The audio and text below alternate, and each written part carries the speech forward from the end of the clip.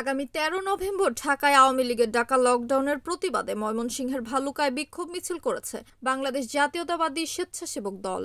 মঙ্গলবার 11 নভেম্বর রাতেই বিক্ষোভ মিছিল পালিত হয়। ময়মনসিংহ দক্ষিণ জেলা স্বেচ্ছাসেবক দলের সংগ্রামী আহ্বায়ক শহীদুল আমিন খসরুর প্রত্যক্ষ দিক নির্দেশনায় বিক্ষোভ মিছিলটি আয়োজন করা হয়। মিছিলের নেতৃত্ব দেন ভালুকা উপজেলা স্বেচ্ছাসেবক দলের পরিচ্ছন্ন, ত্যাগী ও সংগঠনের গ্রহণযোগ্য নেতা, উপজেলা স্বেচ্ছাসেবক দলের যুগ্ম আহ্বায়ক এবং আগামী ইউনিয়ন পরিষদ নির্বাচনে 4 নং ধিতপুর ইউনিয়নের চেয়ারম্যান পদপ্রার্থী মোকসুদুল ইসলাম ইকবাল। ভালুকা বাস স্ট্যান্ড এলাকা থেকে মিছিলটি শুরু হয়ে ঢাকা ময়মনসিংহ মহাসড়ক সহ পৌর সদরের প্রধান সড়কগুলো প্রদক্ষিণ করে। এতে স্বেচ্ছাসেবক দল ছাড়াও যুবদল, ছাত্রদল এবং বিভিন্ন অঙ্গ ও সহযোগী সংগঠনের শতাধিক নেতাকর্মী স্বতঃস্ফূর্তভাবে অংশ নেন। মিছিল চলাকালে নেতাকর্মী আওয়াজ তোলেন 13 তারিখ সারাদিন, লীগ ধরে জেলে দিন সহ বিভিন্ন প্রতিবাদী স্লোগান।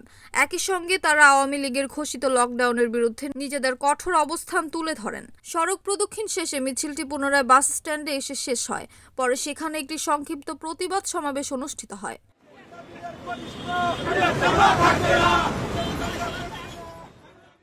ইমন সরকার, NAN টিভি, ভালুকা।